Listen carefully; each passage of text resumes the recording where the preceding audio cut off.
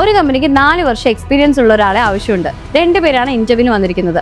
ഒരാൾ ഒരു കമ്പനിയിൽ തന്നെ 4 വർഷം കണ്ടിന്യൂസ് ആയി വർക്ക് ചെയ്ത ഒരാൾ, വേറൊരാളാണെങ്കിൽ 4 വർഷം പല പല കമ്പനികൾക്ക് വേണ്ടി വർക്ക് ചെയ്ത ഒരാൾ.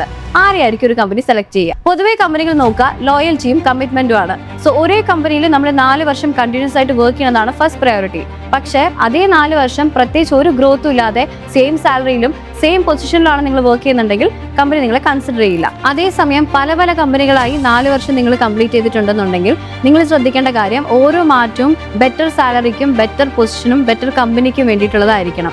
അതല്ലെങ്കിൽ പിന്നെ നിങ്ങൾ പെട്ടെന്ന് ജോബ് മാറുന്ന ഒരു സ്വഭാവക്കാരനായിട്ടായിരിക്കും നിങ്ങളെ കരുതുക. സോ ചുരുക്കി പറഞ്ഞാൽ ഓരോ കമ്പനിയും അവരുടെ തോട്ട് പ്രോസസ്സിനനുസരിച്ചാണ് ഒരു കാൻഡിഡേറ്റിനെ സെലക്ട് ചെയ്യുക. പ്രത്യേകിച്ച് ഇതിനൊരു ഫൈനൽ ഉത്തരം ഇല്ലെങ്കിലും മിക്ക കമ്പനീസും കൺസിഡർ ചെയ്യുന്നത് ഒരേ കമ്പനിയിൽ തന്നെ 4 വർഷം കണ്ടിന്യൂസ് ആയിട്ട് ഗ്രോത്ത് കാണിച്ച ഒരു കാൻഡിഡേറ്റിനെയാണ്. ഇതുപോലത്തെ ടിപ്സിനായി ICS പാലക്കാട് ഈ പേജ് ഫോളോ ചെയ്യും.